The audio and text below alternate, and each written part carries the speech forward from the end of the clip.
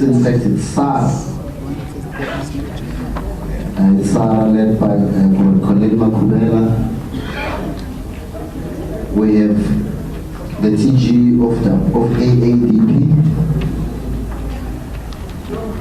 Donald Mukari.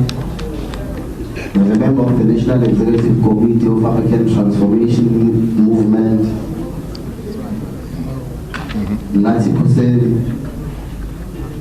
We have A4MC, Comrade Hassan. We have Saka. We have Arise South Africa, represented by Comrade uMkhonto. We have Shiluba, PCM, and Comrade Kosana, and two representatives from the ACC, Comrade Bolane and Comrade Tembagazi, Stone. We also have representation from the Sun Party, and lastly, the President of ACT, Comrade Isma Khashu. Then we have, still on the far right, representatives from the National Negotiation Team, Comrade Dr. Kabashe. We have Comrade Kosana Tsebo. We have the representation of the Youth League of uMkhonto weSizwe, the leadership of the uMkhonto weSizwe Women's League led by Comrade Shelebra. We have the national chairperson of uMkhonto weSizwe Party, Comrade Junior Mkojo. We have the Secretary General of uMkhonto weSizwe, Comrade Arthur Zwane. We have members of the National Leadership Corps seated here as well, and the spokesperson, Comrade Nhlamulo. The legal representation of uMkhonto weSizwe led by Comrade Dali. And lastly, comrades, of course, there are other members of the National Leadership Corps who are seated amongst yourselves. But lastly, the delegation is led by His Excellency the President of uMkhonto weSizwe Party, Comrade President Jacob Zuma.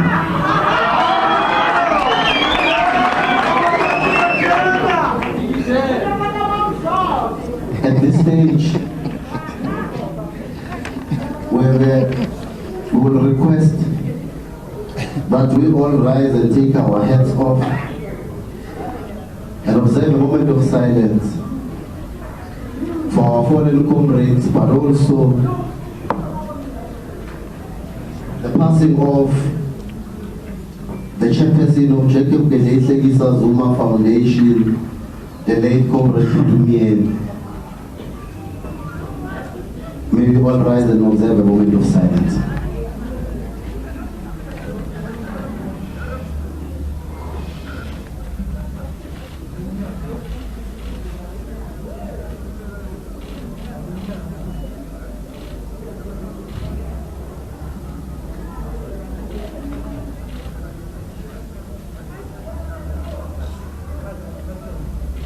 Thank you very much. May his soul rest in peace. Moving on, we have Nhlamulo to come with your mother and do the reading of today's address.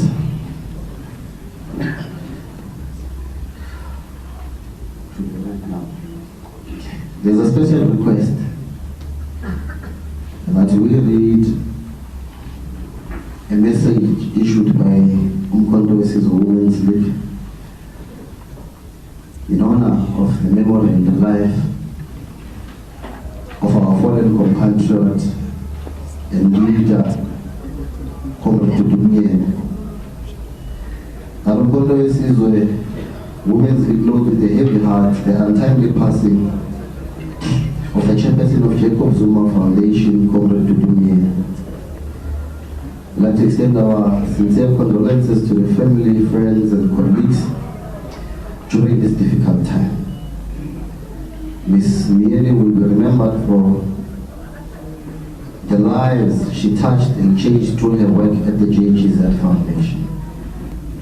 She will be remembered for a fearless voice and steadfast towards the transformation of all sectors of our economy. May the family find healing and comfort during this period of mourning. Lala Motolo, Ndolomba, Muzugasi, Mbunuwasenla, Wena Waseningizi, issued by the leadership of the Women's League. Yamaza, it is indeed time you read today's statement, and this is how we are going to proceed with the business of the day. Subsequent to the reading of the statement, our legal rep will also give a background of our legal remedies. Then we can have the Q&A, respond to that, then we'll close our meeting. Thank you very much. I think we're going to need that other one.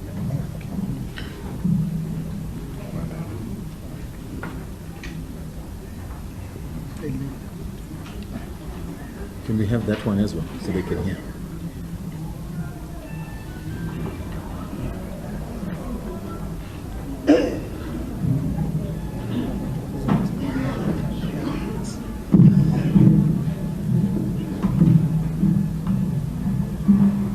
Am I audible?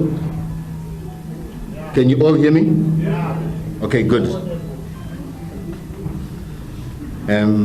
Comrade President Jacob Zuma, our Commander-in-Chief, has requested that I read this address and make sure that we meet all the needs based on the noise that's been made.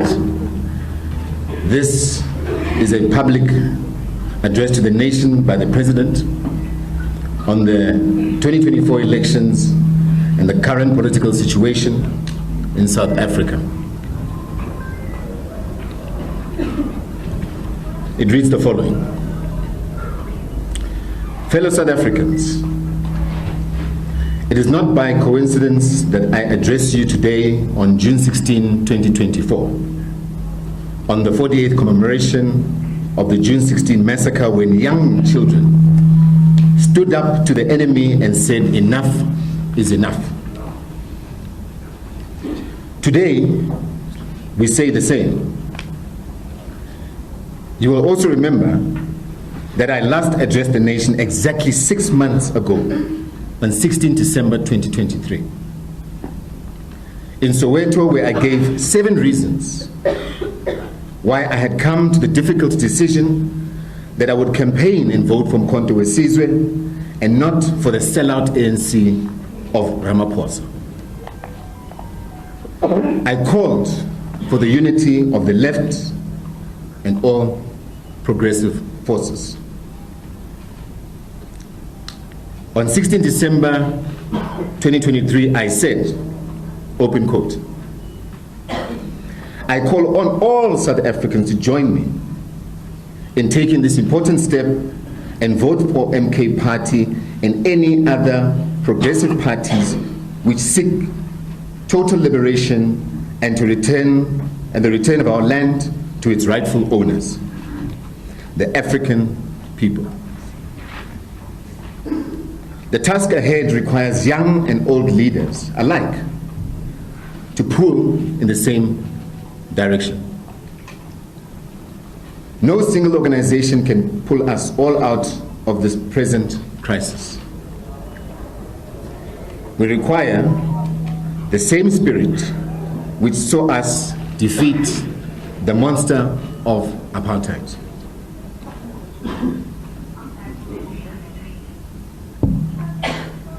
I later indeed campaigned on the ticket of asking patriotic and freedom-loving South Africans to follow my lead and vote for uMkhonto weSizwe and other progressive parties in the 2024 elections.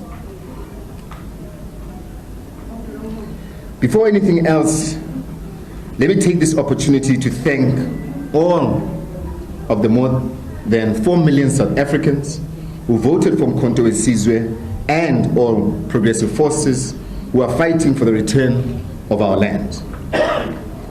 Siyabonga, Realeboga, he can say, Baie dankie. As we speak, the newly formed Progressive Caucus of Parties commands close to 30% of the seats in the National Assembly. We strongly believe that if it was not for the massive electoral fraud and other irregularities committed while the IEC was watching, that number would be far higher and perhaps in the majority.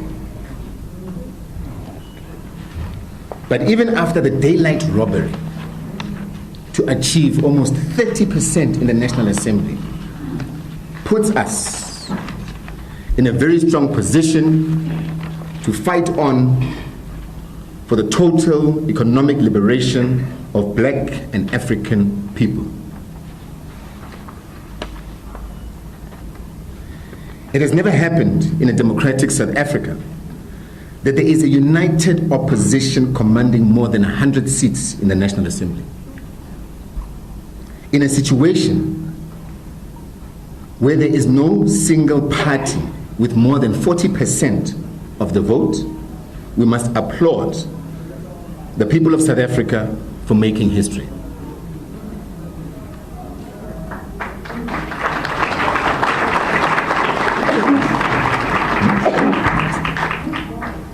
Because of you people of South Africa, this country will never be the same. True freedom is around the corner. The return of the land has been delayed by those who robbed us of our votes and are now working with those who took our land using violence. It is also the first time that a progressive formation such as uMkhonto weSizwe, alongside its progressive caucus partners, will be the official opposition. On December 16, 2023, I stated that we had started an initiative with several progressive parties aimed at creating a united patriotic front. For various reasons, that project was delayed until after the elections.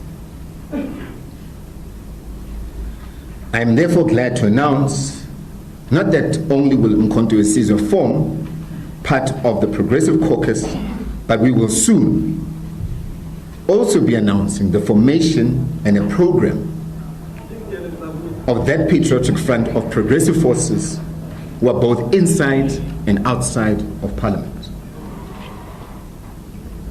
While the Progressive Caucus must carry out the struggle inside Parliament, the Patriotic Front must also do so outside of Parliament and amongst other progressive organs of civil society who subscribe to the return of the land and the dignity of the African people. Our message to the heroes of June 16 is: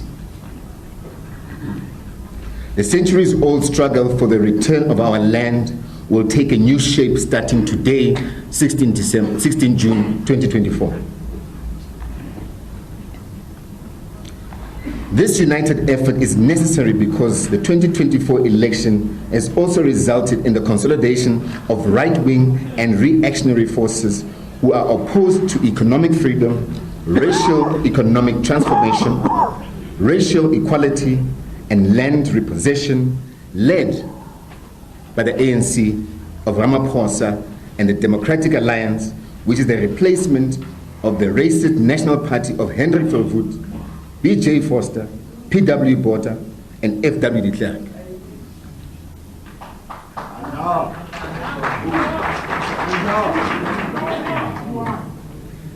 Their regimes could not have lasted even one day without black collaborators, such as Ramaphosa. Today, all of those sellout forces have been replaced by the ANC of Ramaphosa, which has taken us back to 1948.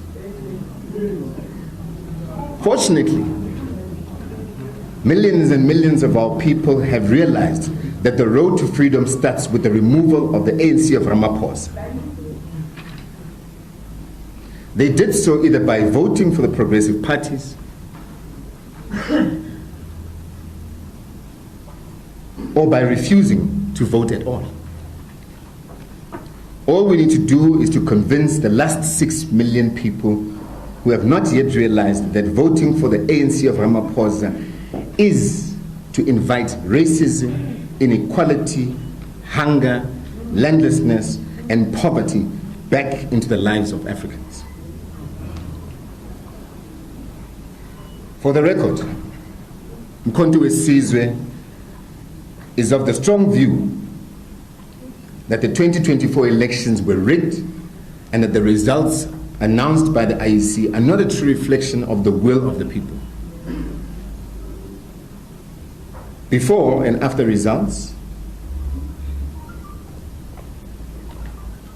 we have presented concrete evidence to the IEC showing widespread irregularities in the voting process and the voting system. It has all fallen on deaf ears. We've also tried all peaceful means to address our grievances, but all in vain. We have even approached the highest court in the land, but it rejected our pleas without even giving us a hearing and relying on technicalities while the democracy itself is being destroyed. As another form of peaceful protest, we have also voiced our dissatisfaction by boycotting the first sitting of the National Assembly last Friday. All these are constitutionally allowed methods of peaceful protest. We shall not tire from using peaceful means because we do not believe in resolving problems through violence despite the fake narrative of our enemies. We call on all our supporters to be patient, even in the face of the most serious provocation by the institutions of democracy, which are supposed to be independent and unbiased. The most frustrating treatment was when 26 political parties lodged almost 600 objections, which were publicly addressed in the evening of Saturday, the 1st of June 2024, at the IEC Results Center. Literally within minutes of making our cries for fairness and asking the IEC to delay the declaration of the results until our objections were addressed, the chairperson of the IEC told the media and the country that the IEC was going ahead to announce the results as planned and as if nothing had happened. This was despite the fact that the law allowed the IEC another 4 days to attend to our issues. It is therefore our strong view that the premature declaration of the results was totally illegal. The only reason given by the IEC for rushing was to please the markets. It is the people who voted and not the markets. The constitutional mandate of the IEC is to serve the voting public and not the markets. We took this issue to the Constitutional Court for its attention, but to add insult to injury, the Constitutional Court missed the whole point and failed to address the key issue of illegal declaration of results. Instead, the Constitutional Court concerned itself with the evidence of irregularities. But that was not the issue we brought to them. That issue belongs to the Electoral Court. It is irrelevant whether our objections were valid or invalid.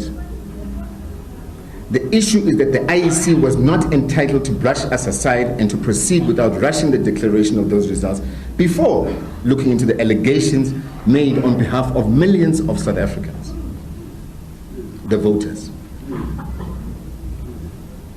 The court failed to address this matter. We also complained that the boycott would result in a National Assembly not reaching the minimum number of 350 members, as referred to in the Constitution. That issue was also not addressed.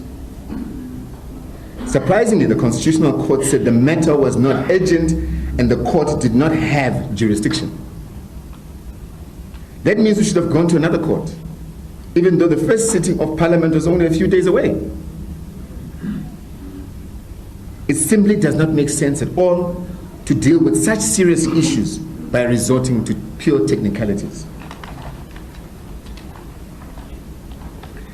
That is the same court which was prepared to give urgent and direct access to Judge Zondo to bypass the criminal courts and to sentence me to go to prison without a trial. Now the same court is not prepared to give direct access to test whether the IEC acted wrongly in rushing the declaration of those election results and possibly having an illegal government for the next 5 years. That can never be called justice. Justice for Zuma should be the same justice as justice for all.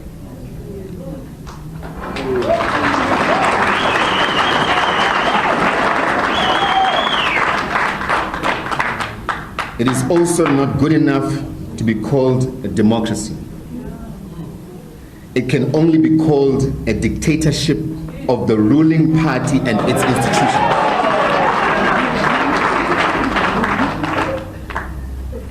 In recent times, the highest courts of Zimbabwe, Kenya, Malawi, and even the USA have listened to election challenges because they respect democracy and fairness.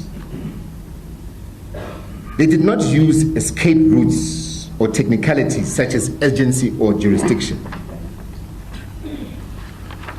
To do so is a disgrace and a violation of human rights. So much for the so-called best institution in the world. Best constitution in the world. It cannot be the best if it has eyes to choose who does not deserve justice. Such a legal system must be changed as soon as possible. It may be suitable to Roman and Dutch people, but for us as Africans, but not for us as Africans. We must do away with Roman Dutch law.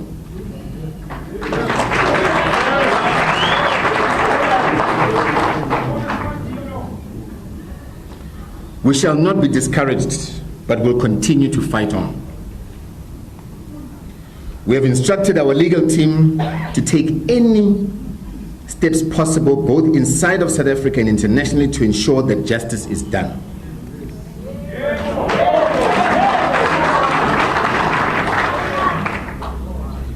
We cannot allow a situation where millions of votes have been stolen. The legal team will report on the possible avenues which are available. We are always expected. Why are we always expected? Why are we always expected to accept what is clearly unacceptable? We say, enough is enough.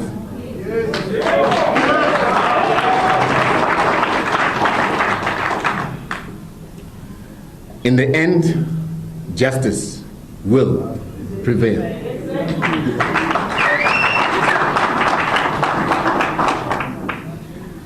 We have already waited for almost 400 years for our freedom, and we're almost there. We call on our people to demand to know what happened to their votes.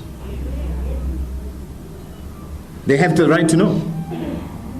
We will therefore, at the right time, call on our people to demonstrate their dissatisfaction against all these injustices peacefully, in the streets, in the courts, and even in Parliament until our grievances have been addressed.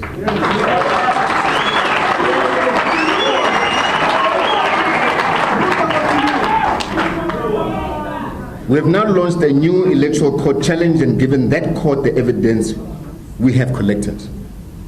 We shall also participate in the case lodged by the ATM in the Electoral Court. We shall leave no stone unturned.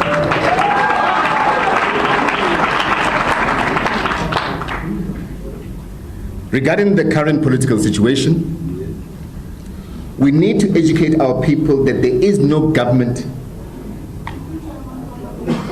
We need to educate our people that there is no government of national unity in South Africa.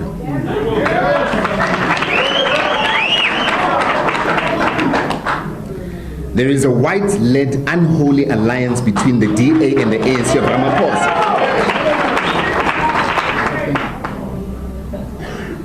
It is sponsored by big business. It is for the benefit of the markets and not the people.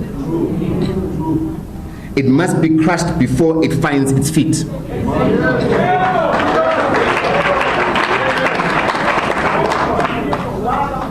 The media is also selling the story of a government of national unity when they know that there is no such thing. I know because I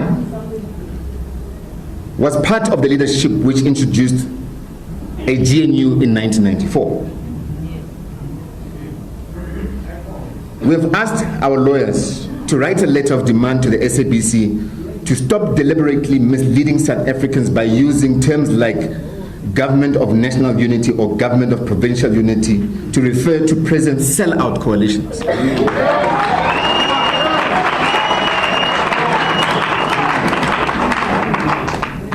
This is nothing but a return of apartheid and colonialism.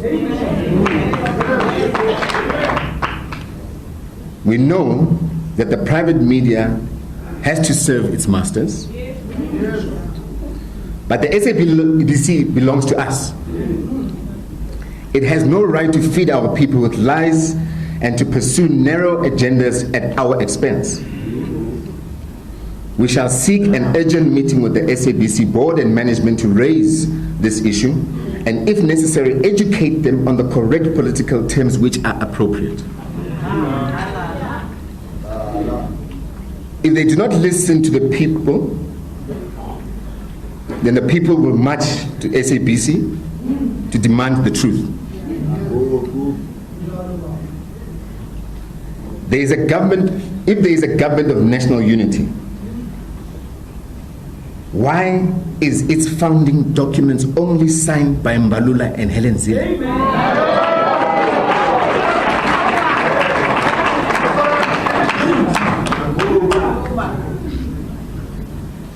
Let it be clear to all our people that at 40%, the ANC of Ramaphosa had a choice to listen to the people and team up with those fighting for the total liberation of our people and the return of the land, or team up with those who stand for racism, white supremacy, backwardness, land theft, Zionism, and other ends.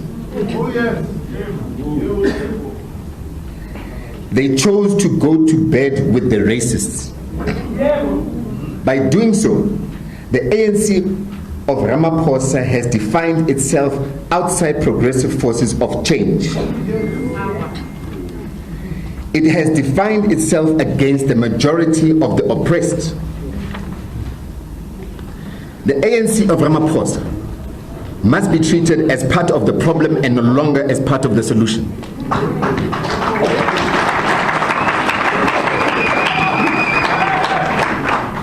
However, the door is always open for the real ANC to be welcomed back in the progressive fold. I think I need to repeat this so it's clear.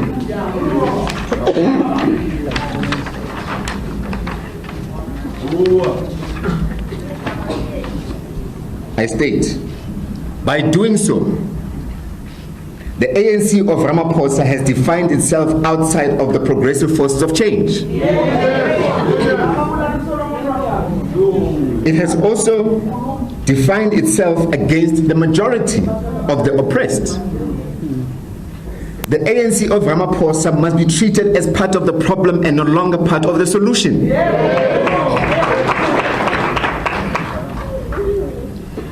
We also want to dispel the DA-ANC propaganda that the MK party is part of those that are against the Constitution.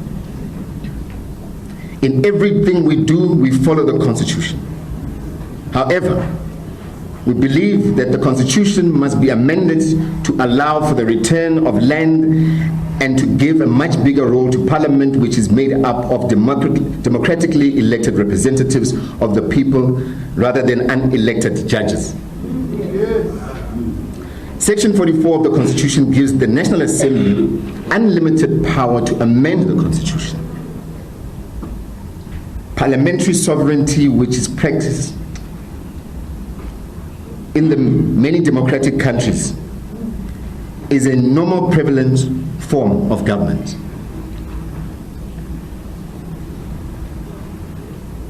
I promise to address the nation soon after meeting the leaders of the progressive forces, when we shall deliver a detailed battle plan for the next few months or years until we finally win back our country from the enemies of progress and economic.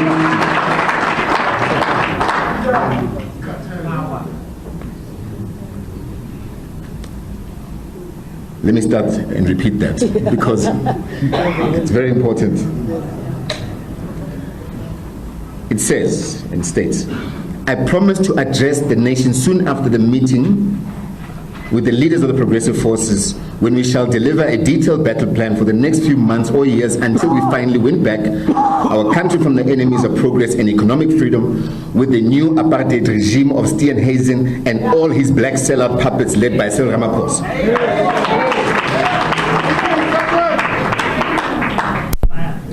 Unity in action is the simple clarion call. We can no longer afford to be divided when the enemy is uniting against the people. For that reason, we wish to announce that after taking legal advice, uMkhonto weSizwe will soon occupy its seats in the National Assembly.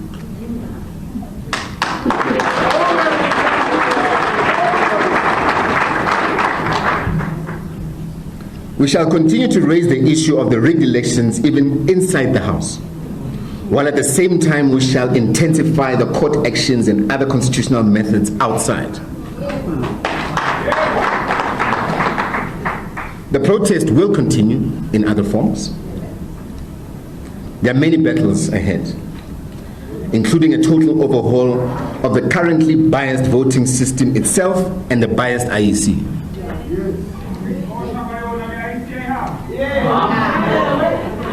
Together with the Progressive Caucus and the people, we must fight the sellout deal of the DA and their puppet Ramaphosa by any means necessary and within the law. There is no time to rest. Those of us, in the form of President Zuma, who are still members of the ANC, will continue in any space until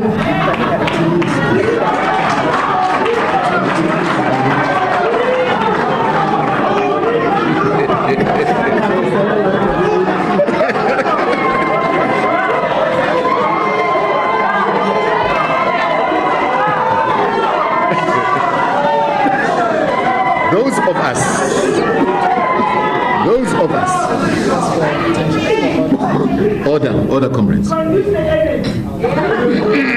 those of us who are still members, and I say those of us, meaning President Zuma, who are still members of the ANC will continue to use any space still available inside the ANC to expose the agents of white monopoly capital who want to take our country back to apartheid. They will be defeated. But if they push us outside, we must find other political homes to continue the struggle for liberation. As founders of uMkhonto weSizwe said on 16 December 1961,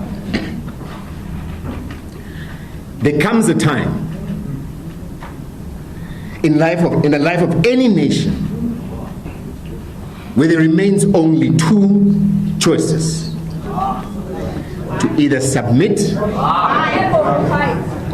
or fight.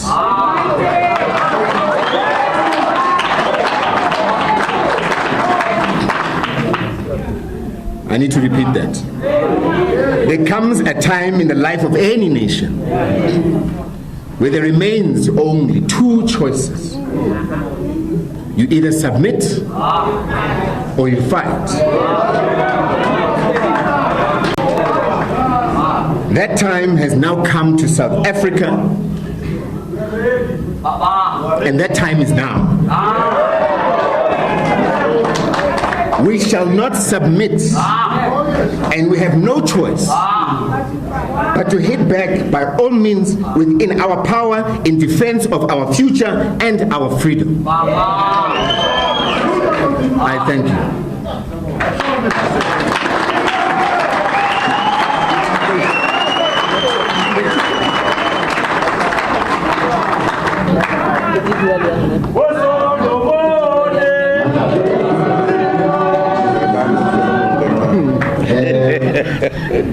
Let me allow the legal team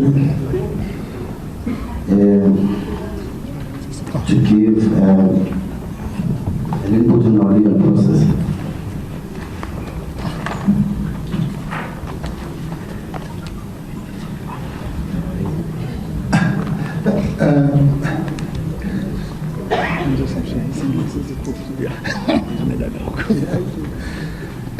Thank you very much, Comrade Muzi and Comrade Nhlamulo. Unfortunately, mine is a legal one. It's not as revolutionary as Comrade Nhlamulo. I've been asked by the President to just give a brief outline, because we've had so many cases, there's been a multiplicity of cases in such a short space of time that some people are confused as to where we are, which cases are still happening, and so on. And I was therefore asked to give some perspective and context. And as I say, my part will be quite short before I hand over to the political people. I'm just a lawyer. I don't know anything about politics.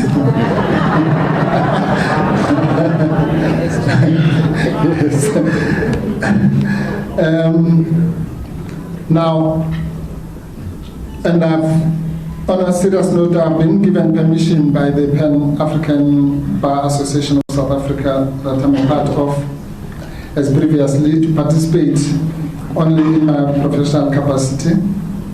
So if you want to hear my political views, and I do have plenty of them sometimes, you'll have to go call me some other time. So the MK party has been involved in what I call an unprecedented 11 cases in the space of about 3 months. I don't think there's any organization that has ever been to court so many times in such a short of space of time. In short, as you might know, from the 19th of March we were in Bloemfontein in the Electoral Court, where we had been taken by the ANC to deregister the party. They failed. On the 27th of March, the ANC also took us to the Durban High Court to fight over the logo and the trademark. They failed.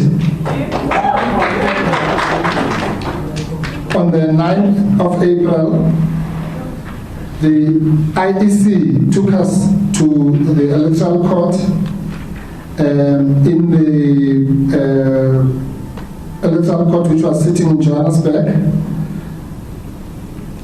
And that was because the Electoral Court had taken a decision, as you might remember, to exclude the former president, and we had appealed against that decision. The Electoral Court found in favor of uMkhonto weSizwe and former President Zuma, and then they appealed to the Constitutional Court, where we brought a case for the recusal of the judges there, which they dismissed. And then on the same date, the 10th of May, there was the IEC appeal, which was upheld. Then a few days after that, there was a case in the Electoral Court where the IEC sought to remove Mr. Visvinredi and Bongosi Kanyile from the list on the basis that they had made certain statements. Then thereafter, of course, there were the two cases, one in the Electoral Court and the other one in the Western Cape High Court, brought by Mr. Chabulani Kumar, who went to the Electoral Court and basically brought the same case in the Western Cape High Court, both of which were unsuccessful. Then in June, we took the matter of, that was referred to by Comrade Nhlamulo, which was the matter of the irregularities in the electoral results, as well as the composition of the National Assembly, to the Constitutional Court, which last week was dismissed on the basis that the court had no jurisdiction and it was not urgent, but the court then went on to deal with the merits. And currently there is an Electoral Court matter that Comrade Nhlamulo referred to, and then also there's the Electoral Court case of the ATM in which the MK party is cited. So that is those are the 11 different cases. The second point I wanted to make is that uMkhonto weSizwe has done so well in that it was successful. It had a 100% success rate in all those cases, except those that were in the Constitutional Court, which dismissed both of uMkhonto weSizwe's applications, as well as, I suppose, the recusal application. The third point that I want to make, which is my final point, is that we, as the legal team, we are awaiting the judgment in the Bongosi Kanyile Visvinredi matter from the Electoral Court. We are also awaiting hearing dates in the new application, and in the two applications that were launched this weekend, one by uMkhonto weSizwe, the other one by the ATM. And as far as the Constitutional Court cases, and the President asked me to emphasize this, we have been asked as the legal team to look at ways to pursue those matters further, both locally and, if need be, internationally.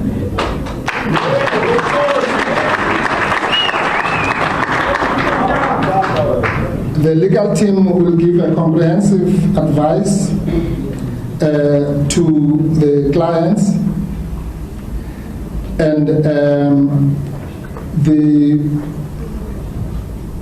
matters that are involved in that legal advice of the pursuance of these matters, both locally or internationally, pertain to two important matters. One of them is the setting aside of the election as a whole, and which, if successful, will therefore be followed by a re-election within 90 days.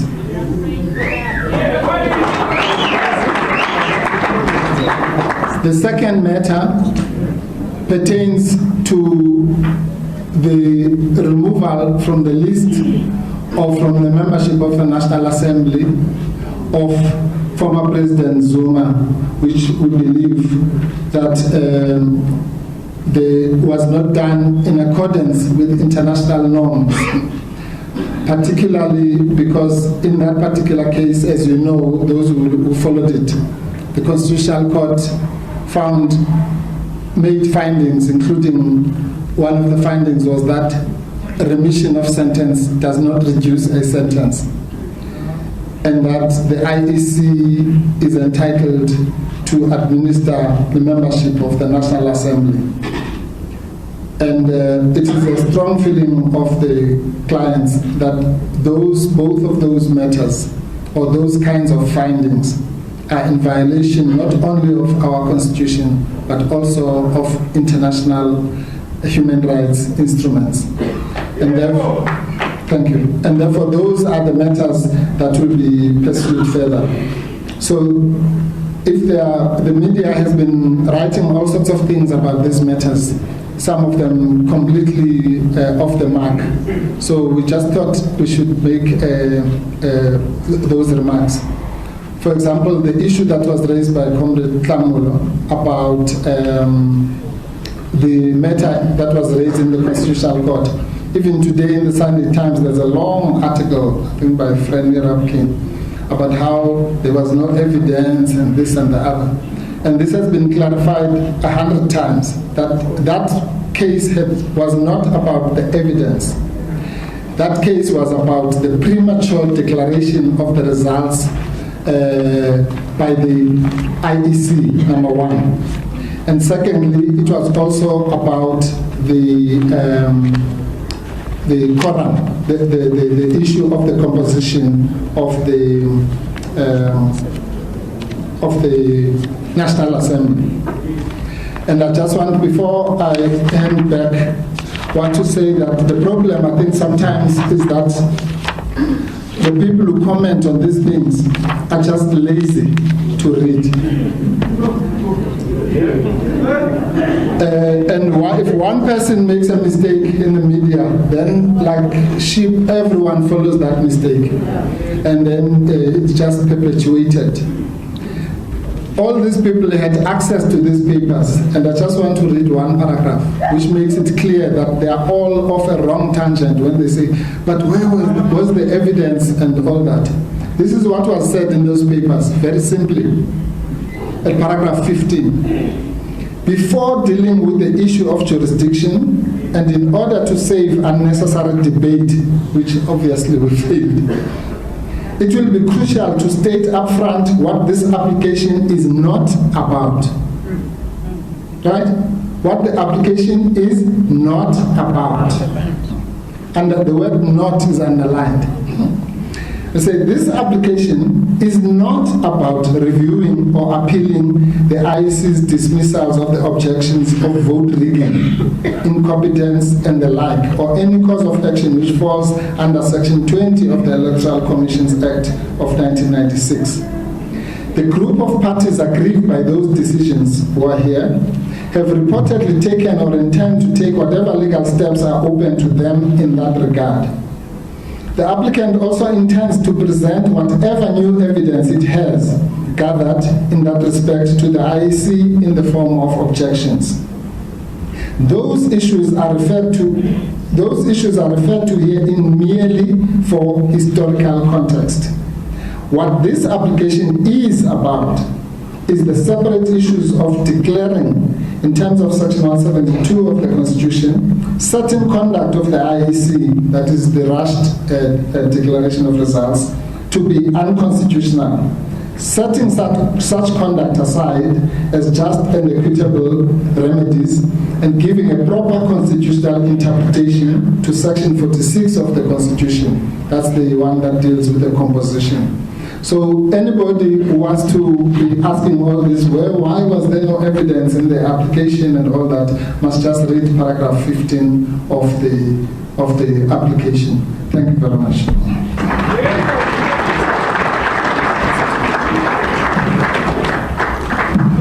Thank you, SC.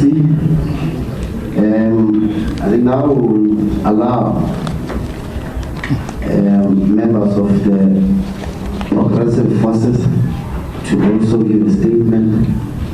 Then we'll allow them their questions and we'll then respond accordingly.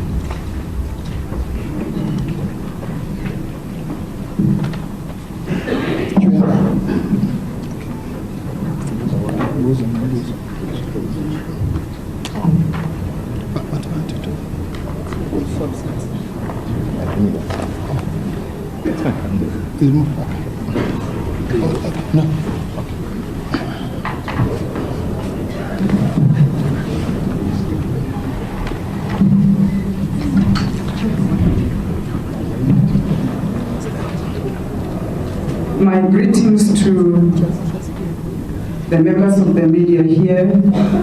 We've got our monarchy, the royal household, Bayete. We've got the ministers and the clergy, Obama, the leadership of MK, and we greet all the leaders of the various political parties and all South Africans. Let me start by this quote from uMkhonto Ndhlela, which really builds once again on what Obama said in his statement. And I quote, open quote, "It is only when all black groups join hands and speak with one voice that we shall be a bargaining force which will decide its own destiny." I close quote. In preparing for this briefing, I was reminded of the chairperson of the TRC Commission, the late Archbishop Desmond Tutu, who once implored on Mama Winnie at the TRC to admit that whatever her intentions might have been in Soweto in the 1980s, that something went wrong. Mama Winnie responded in a candor and fearless manner as always, and she agreed that indeed things went horribly wrong. Today is a somber moment in our history, truly defining moment for this nation.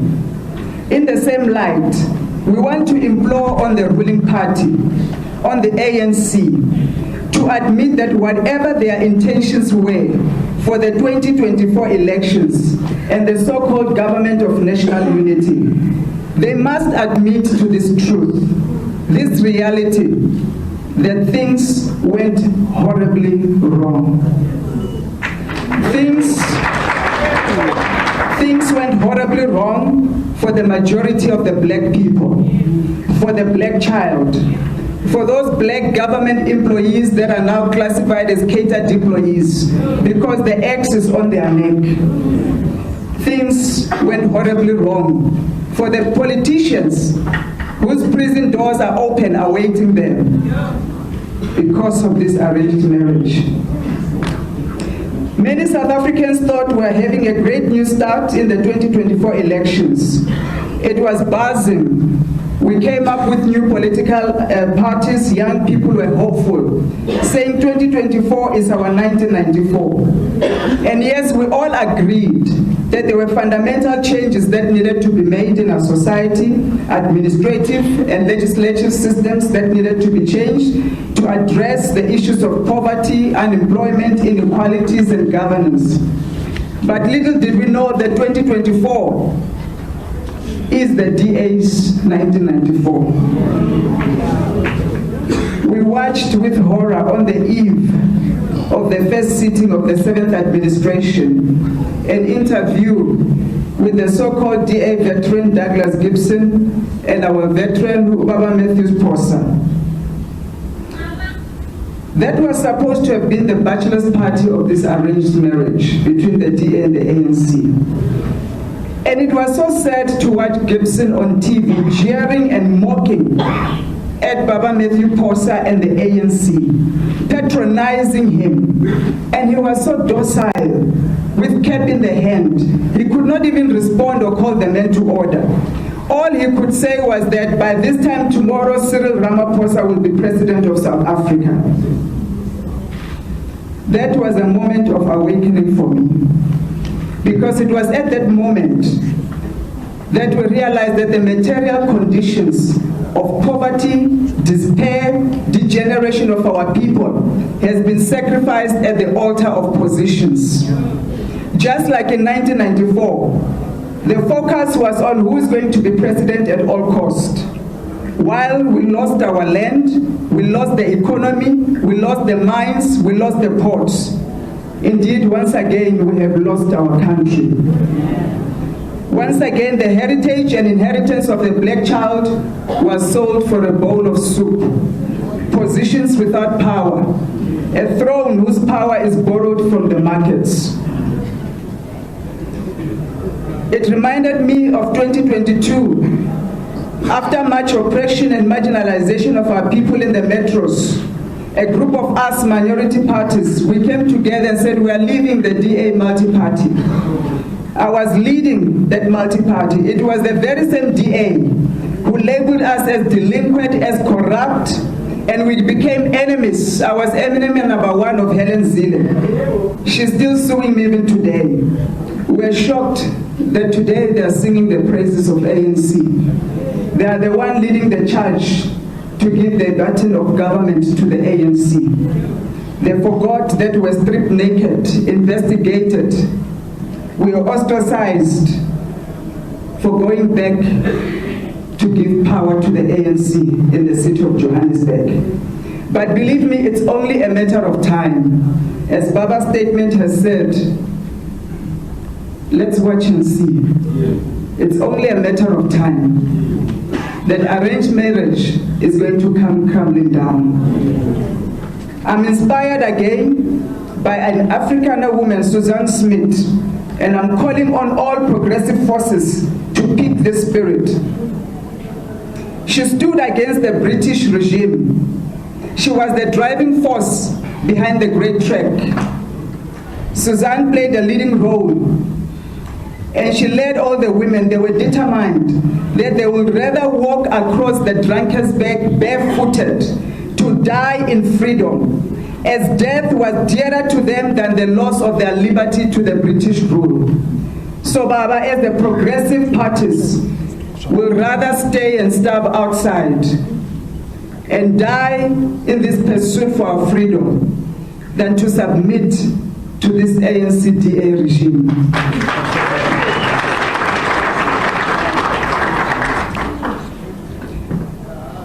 It was Her Excellency Golda Meir in 1973 when she was Prime Minister, and in her reflection in the book that she wrote, My Life, she said, I regretted the decision not to take preemptive measures when war seemed imminent. Well, as political parties today, young leaders, we understand more than ever that war against the black child is imminent. And we can't fight it divided. We have decided to heed your clearance call, Baba, and unite, consolidate ourselves. We have all had our Damascus experience. The road to Damascus moment has happened to all of us 26 parties. We now know the truth. The light has come. We are now beginning to speak in one voice. What we should have done before the 29th of May, we are doing it now. So in the days to come, together with the MK and those that are inside, we are going to consolidate. We are going to regroup. Whilst we look at how do we help the disenfranchised young people out there, the youth of our nation in these next 5 years. But Ubaba has advised us that when we look at the constitutional review, it's not going to be a piecemeal approach. We are not going to look at land only. We are going to be bold. We are going to be decisive. We are going to overhaul the entire constitution so that it aligns to this dispensation and what we are facing in our time. We will jointly fight for the entire constitution to be reviewed, to remove every hindrance to transformation, economic emancipation of our people. We are no longer going to be debating about it. This current constitution has not served the aspiration of our people to attain economic freedom. And as I conclude, we are going to borrow again from Mama Winnie's spirit. She was never demoralized. Her inexhaustible tenacity, her commitment to justice is going to fuel us and fire us as we approach our unwavering pursuit to set aside the decision by the IEC to declare these elections not free and not fair, because they were not. We know it's going to be a long road and the system is against us. But as the parties that are outside, we are supporting MK in the application, we're supporting ATM in the application, and given legal advice, we'll also lodge our own application. Some people are saying to us, the horse is already bolted. We know the horse is bolted. We are not stupid, we know. But listen, the horse is bolted, but there's a Red Sea awaiting the horse ahead. That Red Sea is not necessarily EFF, but there's a Red Sea, and there's only one Moses that has the rod to part that Red Sea, and is Ubaba. When they get to the Red Sea and they are stuck, they are going to call on this Moses to part this Red Sea, and will be there to cross over with him. As I conclude, I want to encourage you and everybody, and I'm sending this message to everyone. It's only when we have liberated ourselves, in the words of Mama Winnie Andile, it's only when we have liberated ourselves can we cooperate with other groups. There's no reason now to accommodate other groups. There is no reason to accommodate any market until the majority of our people are free, they have economic levers in their hands, and a black child can have a future in this nation. Amanda. Thank you very much, colleague Makwel. So I'll be taking hands. We only have one roving mic. Where's the other one?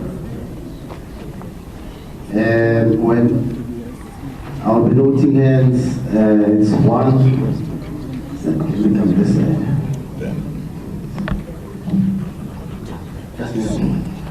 It's one, a gentleman, 2, 3, and 4. But do introduce yourself and the media house you represent. Yes, the mic. 4, 5, 6. Only 6 hands.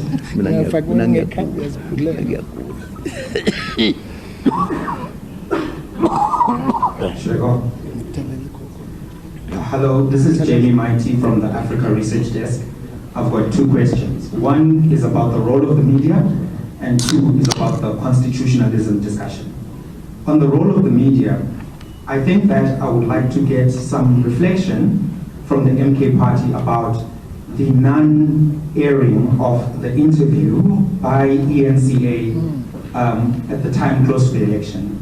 Do you believe that that had a material impact on election outcomes, considering that other interviews were aired? For example, the Thabo Mbeki interview on Power FM, when the reason for not airing the interview was that it was within 48 hours of the election. More broadly, do you think that the conduct of the media in this election has been preferential to certain political parties and personalities? And finally, if it has been, how does that get addressed? So that's the first question. The second question is from a legal perspective.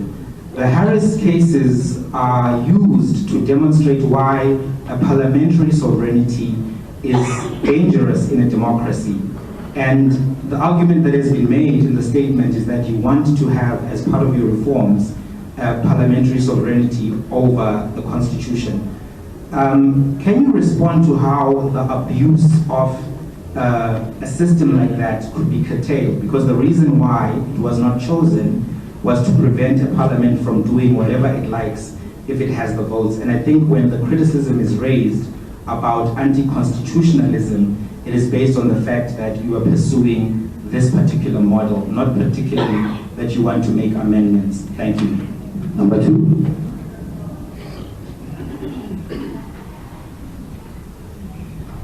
Good day, my name is Thando Maiko. I'm from the Business Day. The MK is disputing the outcomes of the May general election, but we do know that it had previously tried to engage in coalition talks with other political parties, such as the IFP in KwaZulu-Natal. To me, it seems like a contradiction. One time you are disputing the outcomes, but also trying to participate in coalition talks. Please explain that to me. And then when will the 58 members of the MK be sworn in Parliament? Thank you. Okay, thank you. Sanibona, my name is Timby Letsego of Bloomberg News. Just in recent days, the Secretary General of the ANC has said that the door remains open and they wish to continue engagements with the MKP. You've also noted in the statement that the door was always open for the real ANC. Do you have any plans to engage the leadership of the ANC in coming days? And perhaps under what conditions would such an engagement take place? Thank you very much. Thank you. Samkele Masego from the SABC.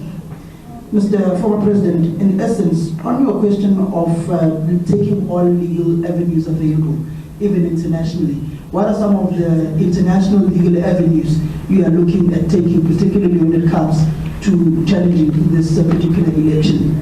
Secondly, on the matters of your political home, the ANC, it was alluded to and alleged by Secretary General Nhlamulo that they tried to get a hold of you. They've not been able to get a hold of you for the particular negotiations on the coalitions. Is that a true reflection of what truly happened, or were they simply lying? Then lastly, what truly happened with the negotiations with the Inkatha Freedom Party in KwaZulu-Natal? The person Nhlamulo says the meeting was set up, the team of the MK party was late by 2 hours. Subsequent to that, Mpule waited for another 2 hours, and the team never pitched. What is the true reflection on that particular avenue? Then lastly, on the issues pertaining to the progressive bloc, what will be the nature and form of the discussions of this new opposition that is there within the country? We've seen the economic freedom fighters, Julius Malema, saying that they're willing to work with the MK party, and they wanted you as the MK party to lead the province of KwaZulu-Natal with the virtue that you are the biggest party within that legislature. Thank you. Thank you very much. And there are 2 hands.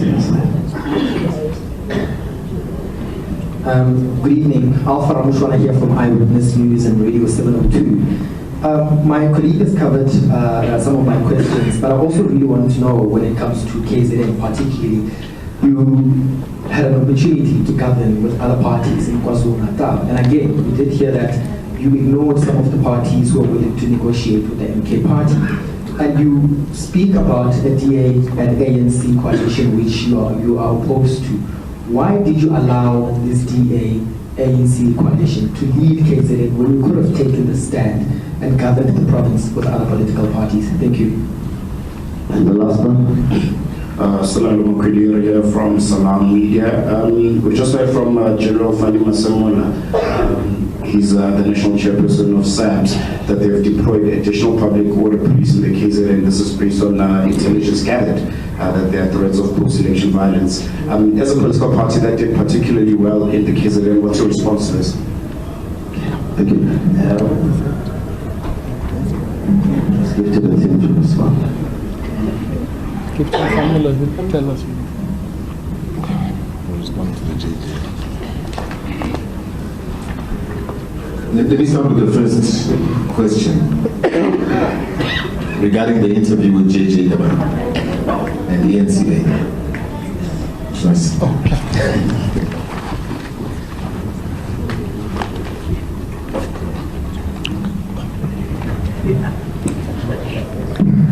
Let me unpack what transpired there.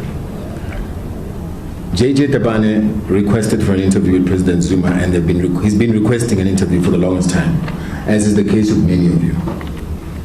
He was then granted an opportunity in the form of his show for the ENCA, and he came through with his team to Ngandla, off the back of the invite, where we had given him an opportunity to engage with President Zuma in a marathon interview that took 2 hours. We started from around midnight until 2 a.m. We never in any way held back on any questions. We never told him what questions to ask. He engaged President Zuma openly. And President Zuma responded to every single question. The problem, and what is interesting, is that in actual fact, it was before 12 o'clock, President, if I recall, because at 12, they were going to go off live. So we were trying to get the interview done live. JJ Tabane contacted the team in the form of the senior leaders within the ENCA for a live. They refused a live. Instead, they wanted it to be pre-recorded. We then agreed, it's fine, we'll go ahead with the pre-record. Take into consideration that it would be aired on JJ Tabane's show on the Monday. Did it happen on Monday morning, on the Monday evening show? No. So we know that the MD, Norman, of ENCA, and maybe the ENCA team here can tell us when our interview is going to be aired. But Norman, we know, has got a very close relationship with the likes of Kumbuzo Nchabe and Cyril Ramaphosa. We know that. So if you want your answer in terms of why there is censorship in this ENCA, that is the reason why. ENCA took me live, but you'll never see that interview that I did live in the media or in social media. Why? Because I was speaking about the IEC. So the issue of censorship, and we know that at times in most cases it's not the reporter's problems or issue to cover certain things. You are censored yourself, we know, by your bosses, what you must ask, what you can't ask. And that must come to an end.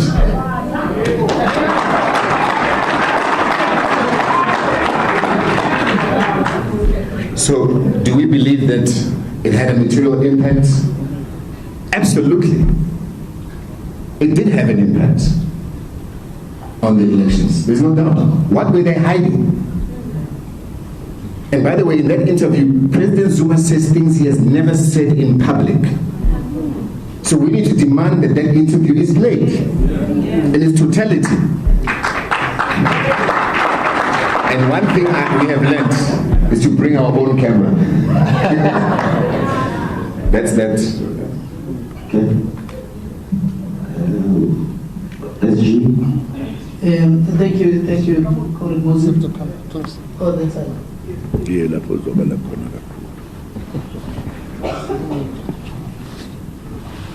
Musical chairs.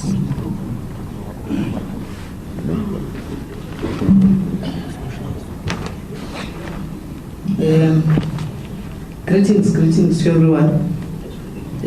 Can I put it here? Yeah. Sure. I think there are quite a number of questions, but must I hold this one? Yeah. Oh, okay. Aziko is the Newcastle. Now there are a few questions that I need to answer in relation to issues of the IFP engagements. But also there's another one in relation to why contradiction why do you want to object to the elections, but equally wants to lead the negotiations and ultimately KZN government? Firstly, let's clarify that the people of KwaZulu-Natal gave us 45%, which makes us the majority party in terms of seats and percentage. The next party that followed us, it's only 18%. And after them, which is the IFP, after them it's the ANC with 16%. So when we sat down as leadership, we felt we have responsibility to respond to those who have had confidence to us as uMkhonto weSizwe, that whilst we pursue the legal challenge on the elections itself, but we can't leave the space open because we owe it to those people who voted us. That's the first one. So it was a response to those who voted us, and we're very thankful for that. And the second one is to correct this misrepresentation of facts by the IFP. I think there is a narrative that has been drawn as if we abdicated the responsibility of first forming the government of KZN. But let's first clarify the fact that it is the ANC that said, because it has 40% national, it bores a responsibility of forming government, and therefore is inviting everybody to form government at a national level. In terms of their own assertion and policy position, it's logical that they should have allowed us to do the same thing in KZN. Now, we felt that their underhand dealing is a symbolic of their own, behavior, if you may, of unprincipled ANC of Ramaphosa.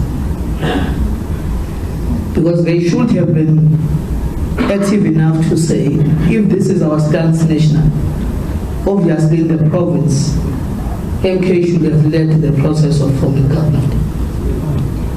I think President Julius Malema has been emphatic on this point, which makes a complete sense. But we then took an initiative of talking to different political parties. We started with the IFP. After we picked up an information that the ANC in KZN was engaging with all other parties, we wrote a formal letter to the IFP requesting a meeting with them. They never responded in writing, by the way. They responded by a telephone call and a WhatsApp message, agreeing to the meeting that we requested to have. But because we were delayed into the meeting was supposed to have started at 5, we requested it to start at 6. On the basis of that, they cancelled the meeting. Not waited for us, they cancelled. So it begs the question as to how much time allocation did they have for Condolences. So literally it meant 1 hour. Now we gave them 2 hours before the actual meeting time, because we requested at 3 to shift the time from 5 to 6. So there was 2 hours in between. So it's not true that they waited for us, because they then sent a message requesting that we meet the following day at 4. And we confirmed the meeting at 4. The next thing, our national negotiating team told us that they were already in Johannesburg for the engagement on the government of national unity. So whatever that they have said is not true.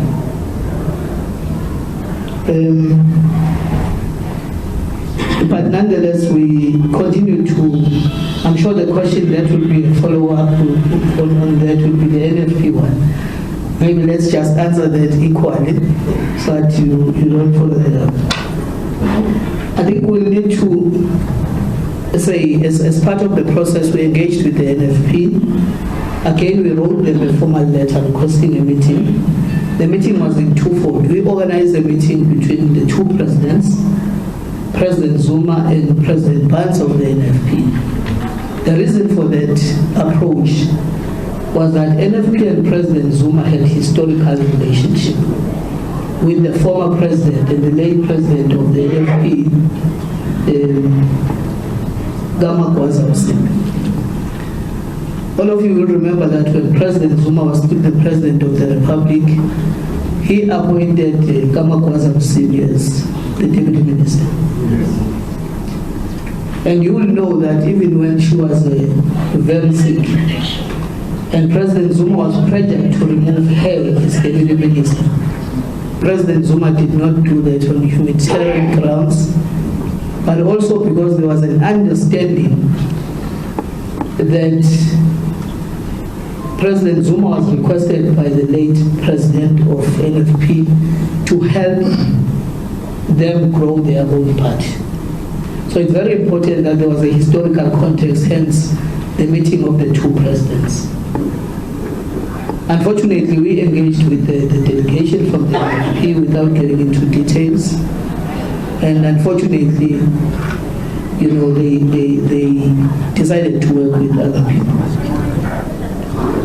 But in terms of the process in KZN, we have raised our dissatisfaction. I'm sure those that have seen social media videos, that again the IEC that was running the election allowed the plain rigging, point blank of the election in that legislature.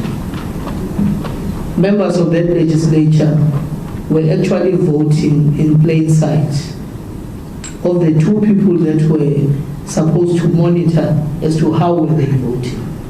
We can share the videos to the members of the media, but it's also on our Condolences of Facebook page and many other socials that are there. Yes, thank you. Thank you. I think we will not continue the legal issues, legal questions.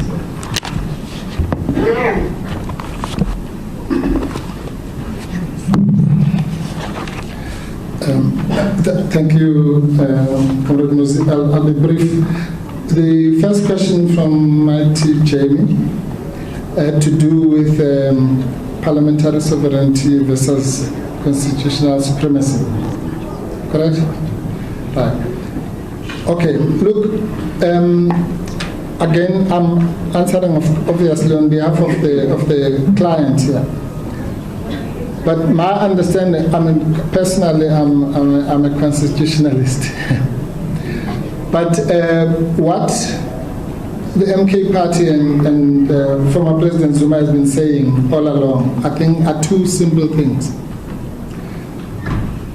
If you see the narrative from Steenhuisen and now even recently yesterday, unfortunately also from Mr. Nhlamulo, they pose this so-called GNU thing as a battle between the those who believe in the Constitution and those who are against the Constitution.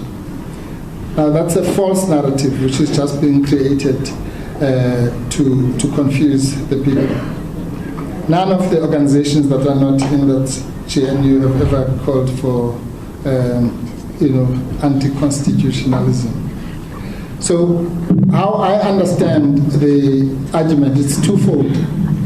That you cannot say that to amend the Constitution is unconstitutional, because the Constitution itself has provisions for its amendment, right?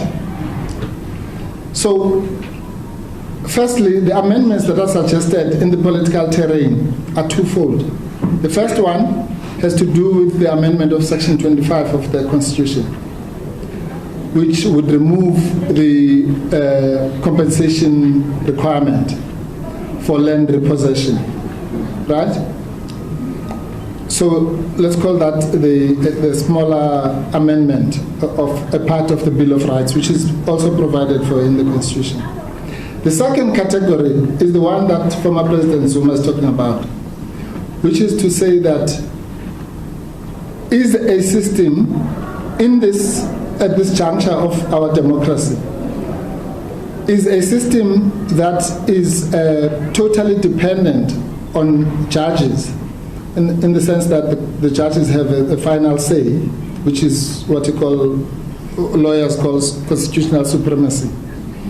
as opposed to parliamentary sovereignty, where the elected representatives of the people have the ultimate say. And that's a debate which I think is legitimate. If the MK party is wrong on that, well, people can be wrong. That's why it's called a debate. But to stifle the debate by labeling people as anti-constitutionalists because they are raising that debate is completely wrong. Actually, that is unconstitutional because that's a violation of their right to hold their views in terms of Section 16 of the Constitution. So I think that's where the debate is. There's no right or wrong.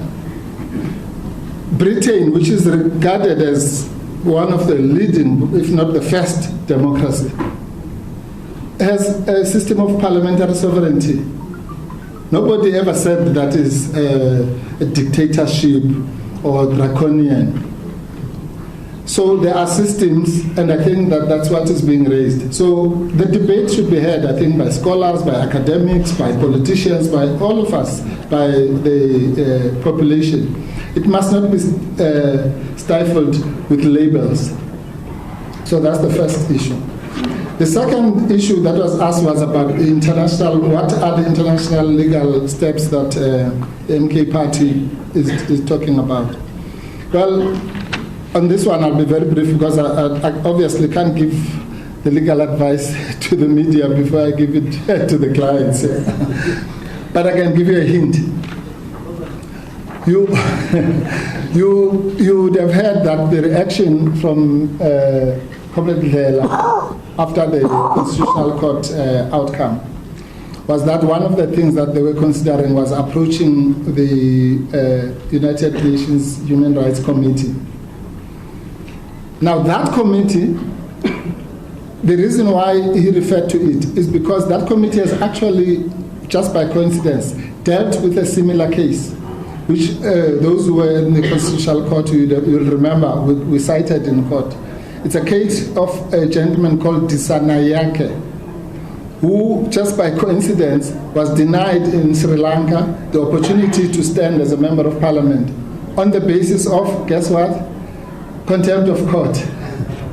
So it's a case that's actually on all fours. And that court, the United Nations Human Rights Committee, found that the government of the state of Sri Lanka was wrong to deny Mr. Disanayake his right to be a member of parliament on the basis of having been convicted for contempt of court. And it found that that is a violation of Articles 9, 14, and 25 of the Charter, or what is known as the ICCPR. Now, so that's that avenue that is being explored. But secondly, I might just tell you, there's a gentleman called Reynold de Beer who filed papers in the Constitutional Court, which demonstrated that he has taken a case, a separate case on behalf of former President Zuma, against his incarceration in the first place. In the African Court for Human Rights. And I'm not his spokesperson, he'll speak for himself, but I can tell you this, which is the most interesting that nobody seems to know, that in that case, the state of South Africa made submissions which said that, no, this is, this is water under the bridge and so on and so on, and the case should be kicked out. And that court found in favor of former President Zuma. So that case is still alive. I think there are protocols where you cannot get into public details about what happens in that court. But I can tell you that much, that that case is still alive. So when we talk about international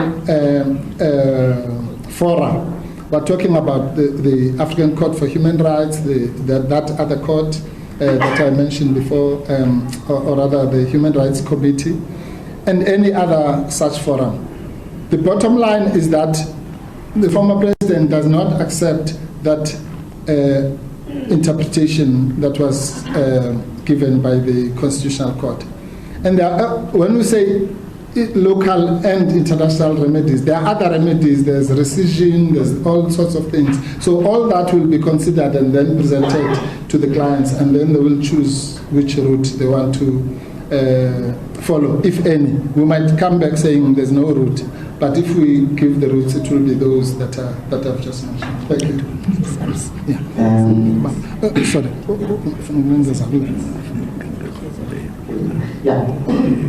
I think there's... Yes. Okay, sorry, Comrade Ubaba wanted to add on to the... And I'm sorry because I've got a flu. Yes. But I thought I should just make some comment on one point. This new thing, the government of national unity.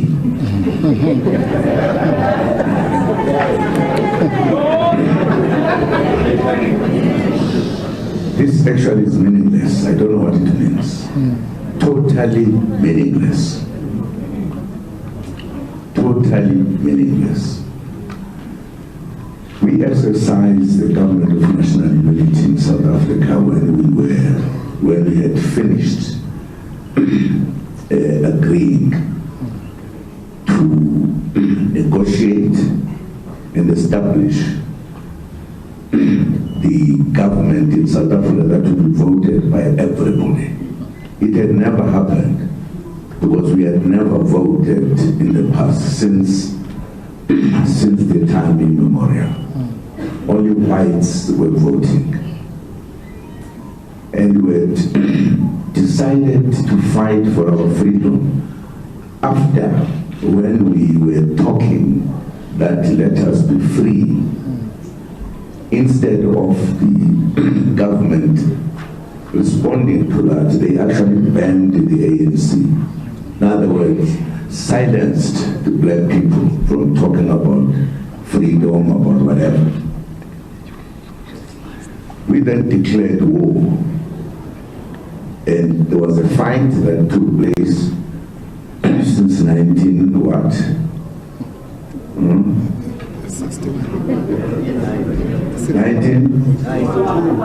61. The ANC was banned in 1960. And then at the end of 1961, in December, we declared war to fight for our freedom. And there was a fight in South Africa for many years. People died. There were arrests in South Africa. And some were even sentenced to life imprisonment. There was war in South Africa. We had not agreed with the oppressors to change South Africa so that everybody had the right to vote, etc. The vote that we are talking about today. And when a lot of things were done to move to a point where we all agreed to negotiate, and as you will remember, when this was agreed, South African situation was very peculiar, very unusual, very deep. The anger and the fight was one of the most in Africa, most fight that took place. We reached a point as we were negotiating that if, for an example, we said, let us go for elections, and then the party that will win will then run the country. There was a very good understanding that the hatred between the whites and blacks was just beyond anything. If you just said in the first elections, the party that will win will then rule the country. If the whites said one, I'm sure the fight will continue. But if the ANC won, the black people won,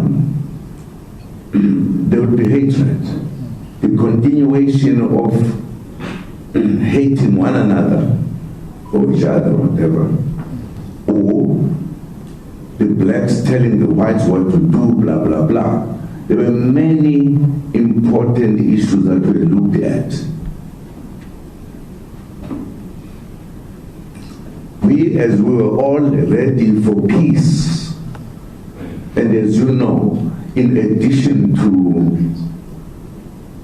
the hatred between the whites and blacks, there had also emerged a fight between IFP and the ANC, which was actually caused by the whites. So we thought we needed to find a formula, because the country was at war, at hatred, at every other thing. Therefore, in order for us to come to a point where there would be no problems between us, we thought we needed the first 5 years not to be ruled by one party only, because there was a problem in the country. People were fighting. There was everything that we could think of terrible. We then decided, I think I was there, was I not? Okay, am I right? We decided that for that first period, we need to work together. There must be no parliament where we say something long to across whatever. And it was a very wise decision to stop violence in South Africa. War, violence, war, whatever, and hatred.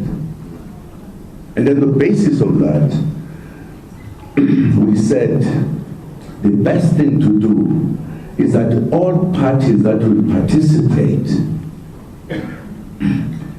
in the elections, no matter what, we did put a deadline that above this number,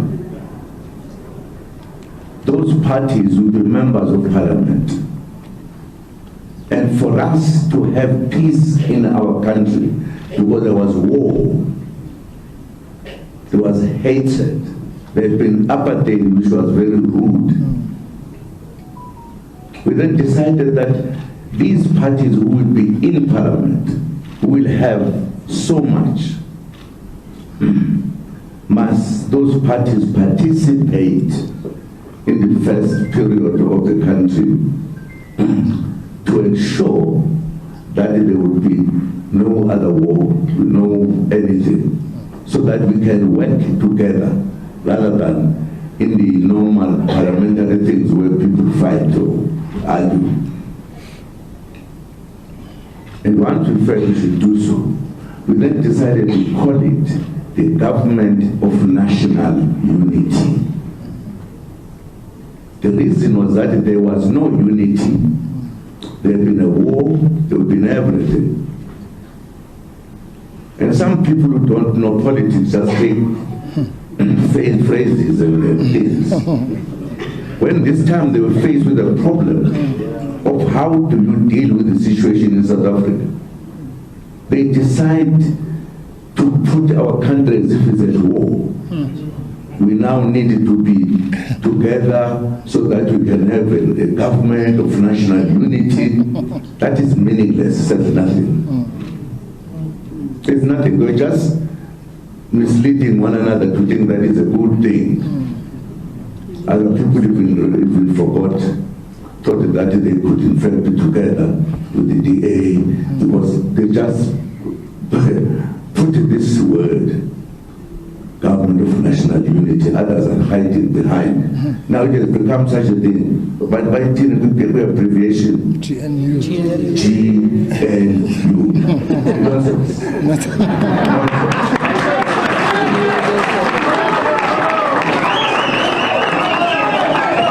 In short. Now, if I was a journalist I would have written a long article to help people here understand that it's just a fake. They just wanted to be together for various reasons of their own.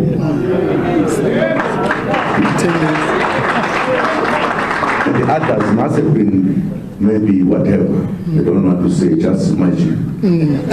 But the critical issue that I'm saying, my brothers and sisters, as journalists, really, we need to be helping us on these matters. You know it, you see it, you know. I don't think journalism to be one-sided. It should be fair. It should. If I was a journalist, I was saying, but this thing we said it 30 years ago. What it is now? I think you'll be asking these people who have come with this, what are you trying to do? Are you saying South Africa is at war? You therefore need to have peace. Sorry, guys. Sorry. President, we should actually call it for what it is. The ANC has joined the moonshot pact of the DA. Okay, thank you very much. I did not want to say I'm rude. I nearly said it, but I thought this fellow is rude. We saw it, there was no ANC when the name came there. The moonshot pact. Moonshot pact, there was no ANC. There was no ANC. Now who has joined now the moonshot pact? Who has joined it? The ANC. Thank you. You didn't say it yourself. I didn't say it. We've responded to all the questions. And we will take the last bite. Okay, we'll start number one. In fact, let's do it like we did the last time. Samkele says this question. Responses? Okay. Yeah, just hold your hands up until we'll come back for the last bite. We are still responding to your questions. Just give them the mic. Who's responding? No. Give Samkele to. We said there's a question that is not responded to. What is the question?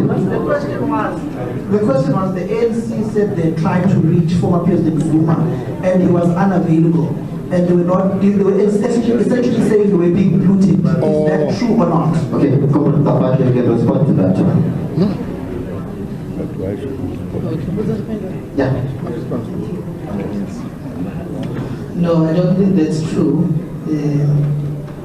There is a narrative that seeks to brand MK as a disorganized organization. I was saying there's a narrative that seeks to brand MK as a very disorganized, disrespectful organization. You can get it from that sense where they said they reached President Zuma, but he did not respond. They say he blue-ticked them. But it's the same narrative that you get from KZN as if we are inexperienced to look to engage and then stood people up. It's a wrong narrative. The president doesn't negotiate on our behalf. There is a negotiating team that was actually appointed as led by Comrade Nhlamulo. They were the ones that were engaging with them. They ain't seen any other party that we felt we needed to engage with. So President Zuma gets report from the negotiating teams. So that is not true. But I think I need to respond as well onto the from Salam Media about SAPS in KZN. It's another narrative that wants to make us a violent organization that are ready to fight at a whim. We are warmongers that are ready to kill. It looks like by saying we have had about 12 of our members shot and killed. And we have never responded. The last person that was killed, the comrade of ours, was shot with 8 bullets. We have not even fired a single shot in retaliation. Our members have been disciplined consistently. there has been no blood spilled by Condolences. And to mobilize police to go to KZN is mischievous. It fits into that narrative. When we actually announced that we have been robbed, especially in KZN, Mpumalanga, and Gauteng, not a single person can claim that we burned any building, we were demonstrating, we went to the IEC offices, and none whatsoever. Consistently, we've been reporting, even from the media statement by the President, that we are using all legal means possible to challenge the IEC. And we've consistently said it to the media statement by the President that the courts have been running a narrative of us. In fact, they have been technically trying to run away from responding to the real issues that we have raised with them. So again, we're still reporting that we are ready to even take it to international courts.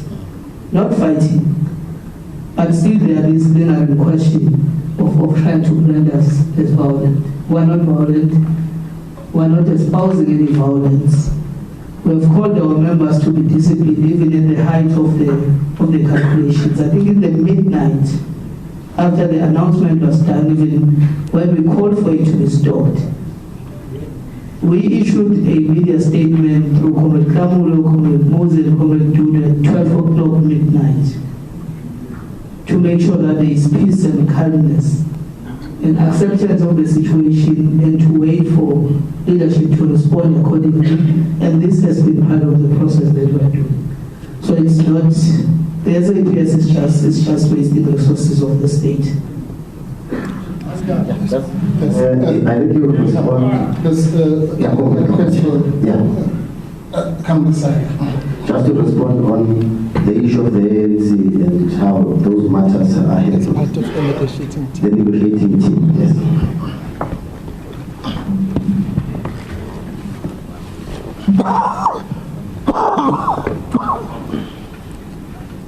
Asibonge kumphathi ohlelo.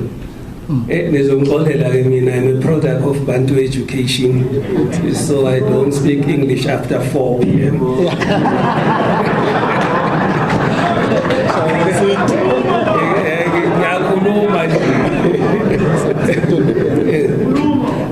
I wanted to make two inputs. One is pertaining to the question that was raised by Business Day on coalition talks versus litigation. That's the first one. The second one that I wanted to make a contribution is the question of the meetings with the ANC. We have met with the ANC twice. There was a delegation that was led by the SG and the chairperson of the ANC. And we met again with the team that was led by the SG. So the narrative that we didn't make ourselves available for the meeting with the African National Congress is incorrect. That's the first thing that I wanted to respond to. The second issue that I wanted to respond to is that of the coalition talks versus litigation.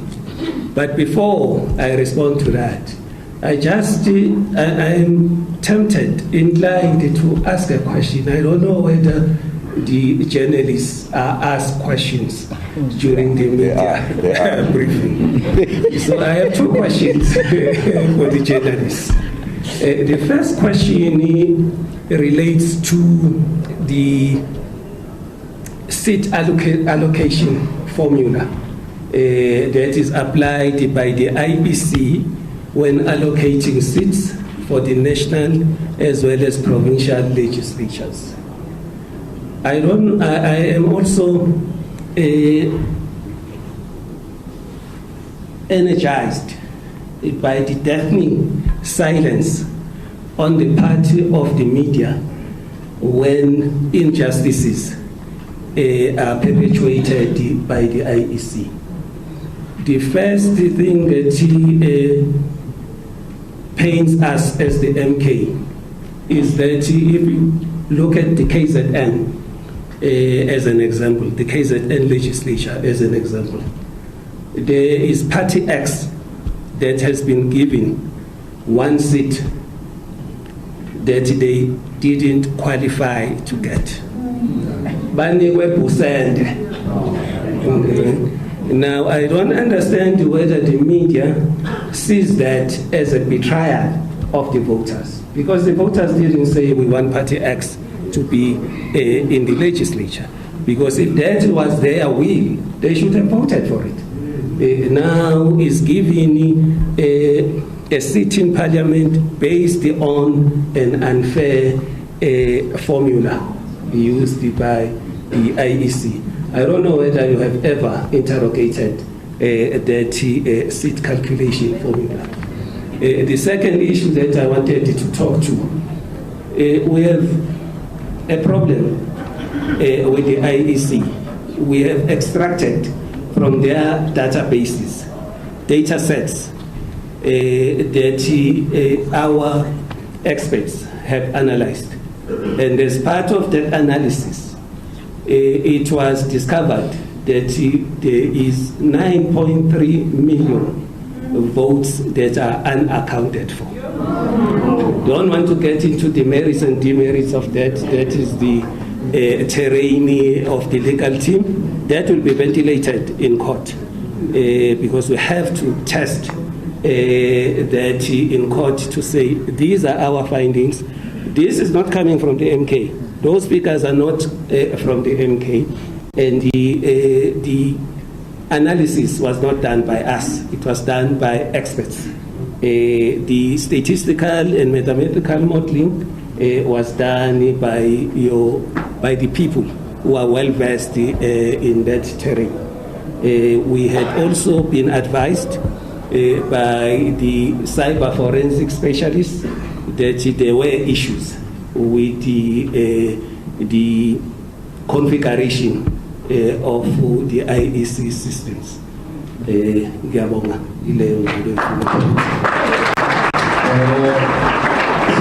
I'll be taking the last bite, but please, our colleagues from the media, just be very brief in your questions now, because it's cut us some. So this is the last round. Let me know if I see one, number two. I think we have two hands now. Okay, thank you.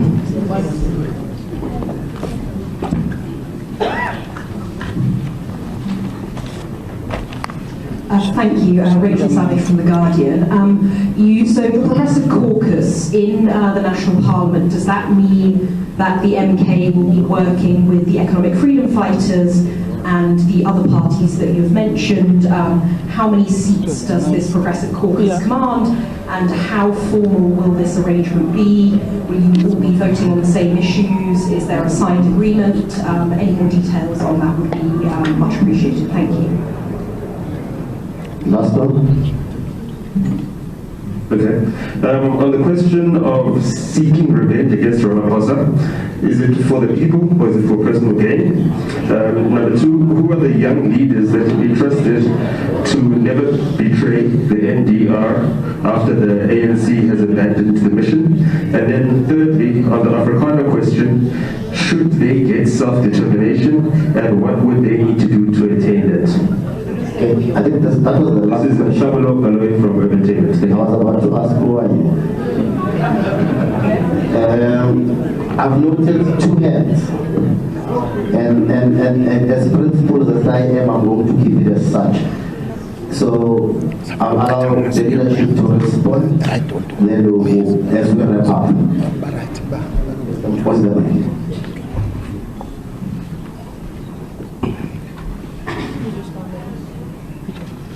Oh, you want me to answer this? Yeah, respond to these two questions. Yeah. Did you capture that? Yes. Yeah, I did. Thanks, Chair. And the first one from Madam Guardian. Yes, we will be working with the FF and it was announced. But it's not only the EFF. We have said in the President's statement that we have forged alliances or working relationship with all black progressive political parties. Specifically, we said those that are on the left. And we've been able to take it further. We're clear that we will not work with the DA because they don't represent any element of progressive element that help to change the plight of a black child. It's not only the EFF, there are 109 others. 109 seats in Parliament that we are working with. Among them, EFF, UDM, ATM, PAC, Al-Jamaa, and. So that is number one.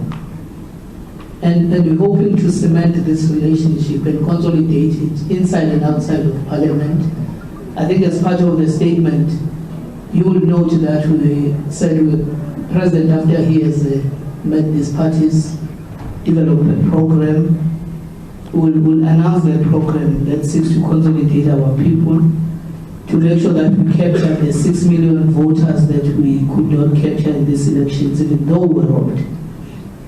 So that is an ongoing work. Part of the team that is here in front are part of these political parties that we are working with. We further outline that we will be having what we call a patriotic front of all these progressive parties as part of our work going forward.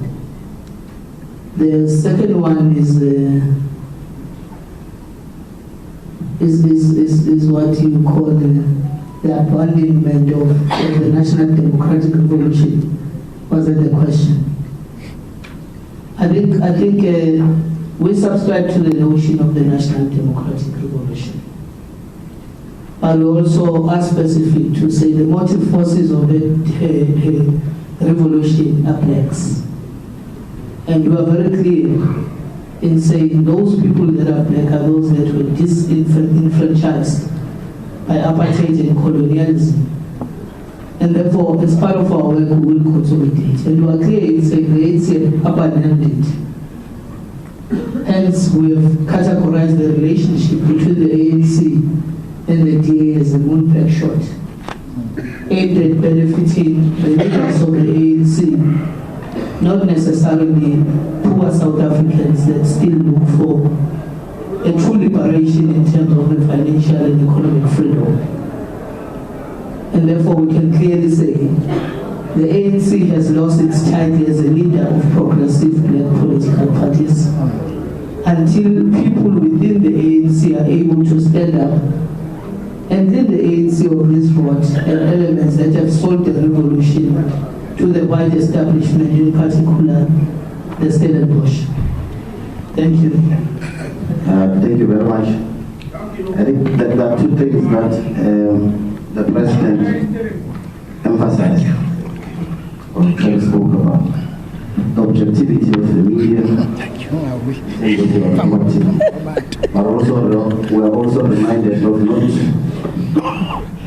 our long distant apartheid colonialism memory that indeed we are now already in the trauma of apartheid. And the media ought to play a role in objectively reporting to the nation. But also to say, Happy Father's Day to the father of the nation.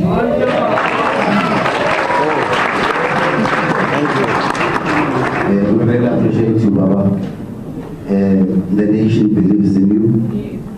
We will just give the President his closing remarks. Then we will wrap up.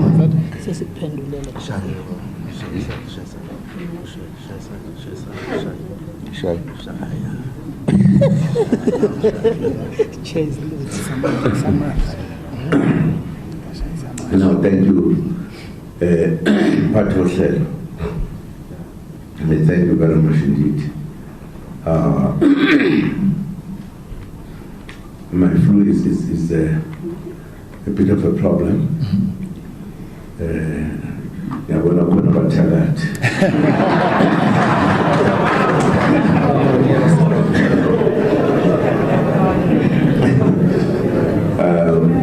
No, thank you for the opportunity. I had wanted to really ask the journalists questions.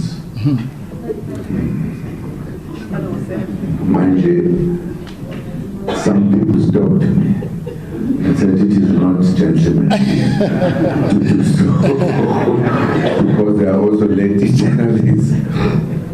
No,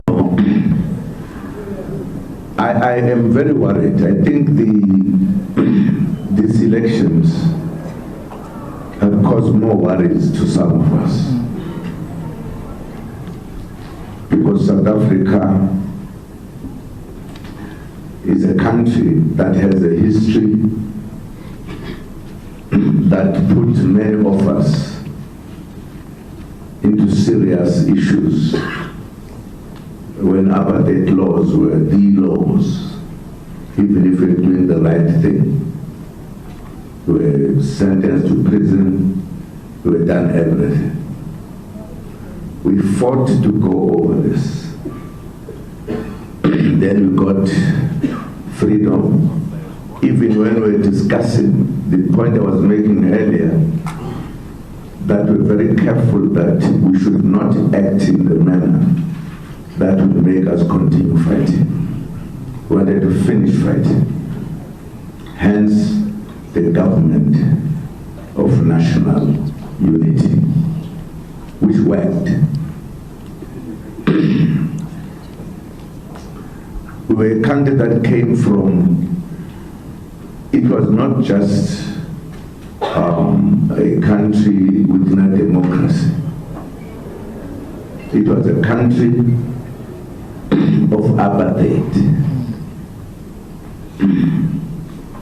And I've never heard in other countries in the world that there was a country that ruled through a system called apartheid. And we wanted to practice democracy, freedom, equality, everything.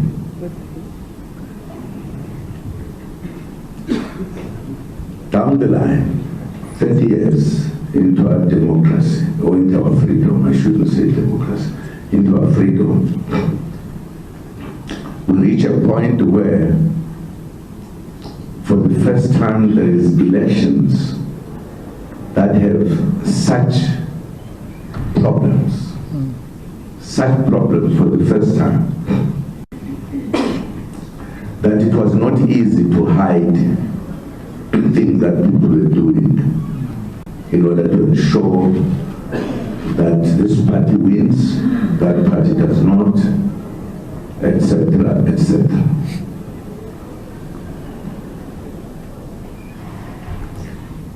I asked myself when the IEC, when complaints were brought by a big number of political parties, when they were saying, here are our complaints, and as soon as this was said, the IEC immediately organized you guys to send a message that that will never happen. We are doing it tomorrow, come what may.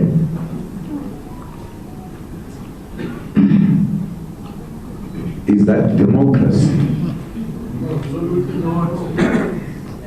Is how we deal with our people in a democratic country.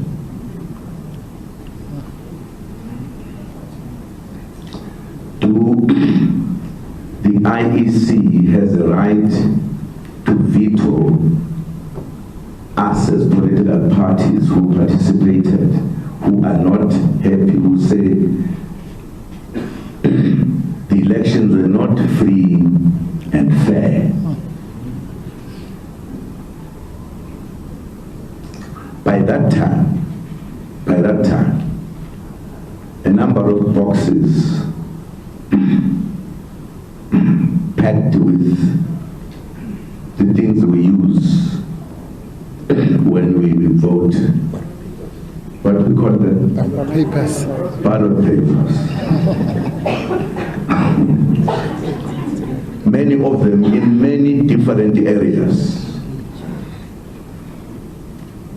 Many different areas.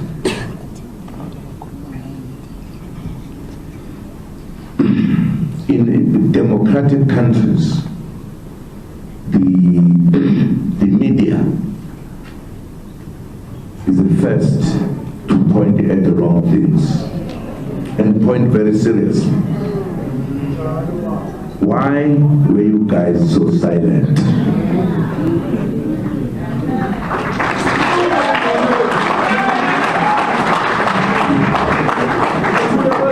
Because this looks like a very common thing. There are things that are in the media more than others.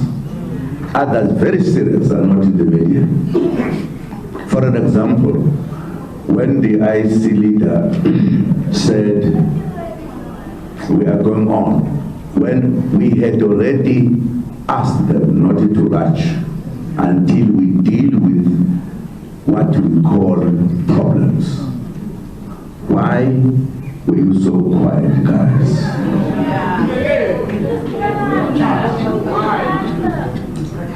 Because we who are generally on the receiving side notice these things.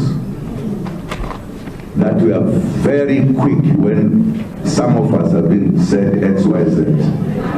We write pages and pages. But when it is said to other people, you don't see it. Or you quickly, in 10 minutes, forget what they said. Wow.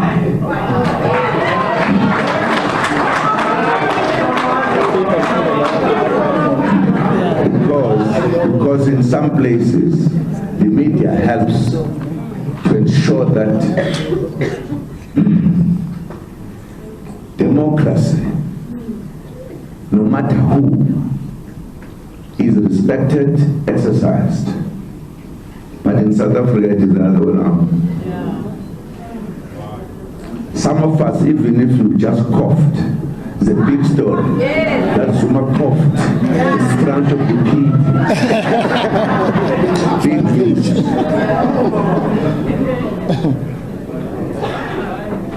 I don't think when courts, for an example, you bring your case, they don't even look at it. They say, sorry, we can't even take it.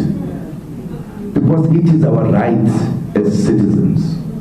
Here, the IEC is where it is because it is employed by us, the country, to help counting and doing it correctly.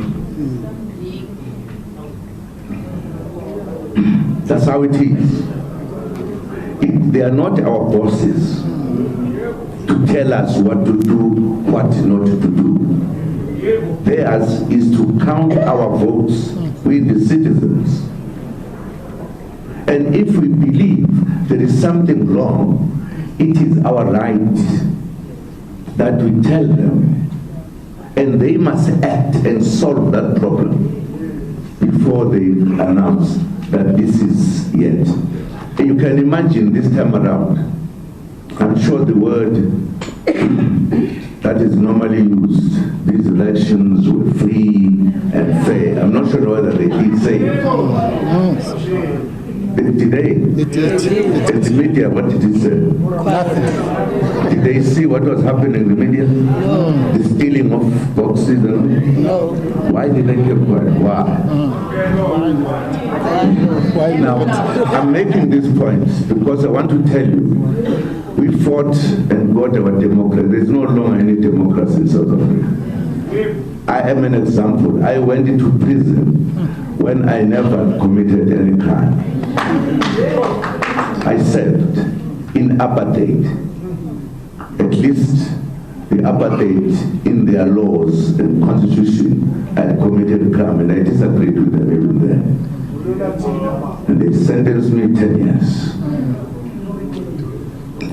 Under democracy, I served 15 months, having committed no crime, having been in no court that dealt with me. If we don't notice that South Africa is moving back to, what do you call it, by the way? What is another word of such government? Dictatorship. Dictatorship of those who have the money. Dictatorship. Are we ready to stand for this and just keep quiet, we who can write or talk to the newspapers, whatever? Now, where have you ever heard that such a big member of political parties, not one, not uMkhonto weSizwe that people don't like, the whole big group of political parties all complaining simultaneously that we are robbed here, we want this to be looked at, and people who are supposed to be helping us, I see, say sorry, we're not doing it. People who are supposed to be looking at the law and the respect of the law in the country, the judges are there making people to, what is it,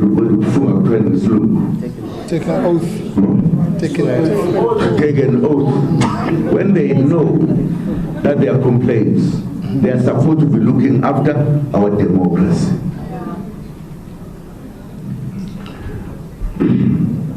Now, nobody, for an example, I'm not sure whether I've read, maybe a time I don't read the newspapers, because who has raised the issue about the number of political parties who are not happy with the decision of the IEC? Who? Is that not a story to write?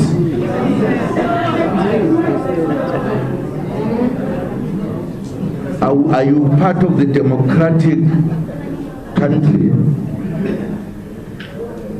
Because democracy does not allow such things.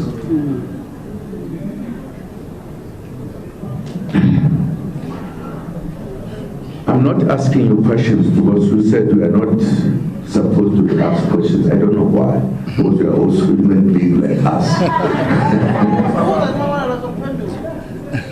Nah, sengibuzile. Yeah. Sengibuzile mbaya.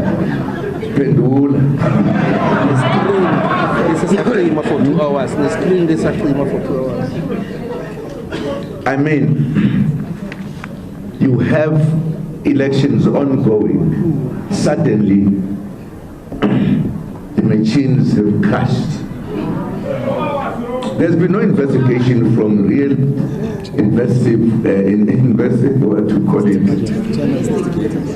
Investigative journalists. Investigating terrorists.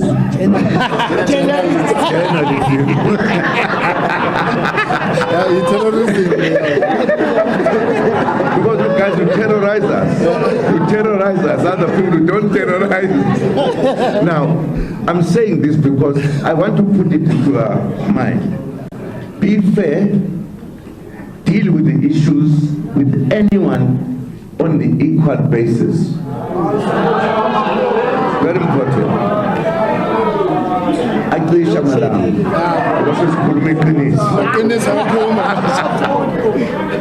Now,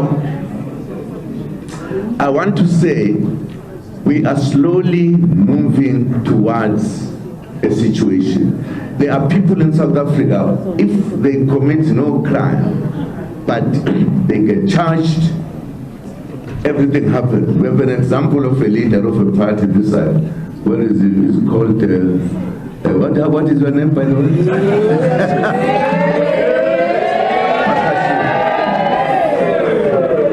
I'm saying this because we are here, and I thought I should not lose this opportunity. He was charged of not having looked after the people he was in charge of.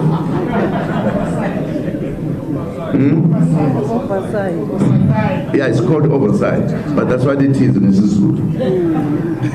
Now, the man was waiting to be charged and the trial going on, whatever. Then you have a head of state whose home is found with the mattress full of money.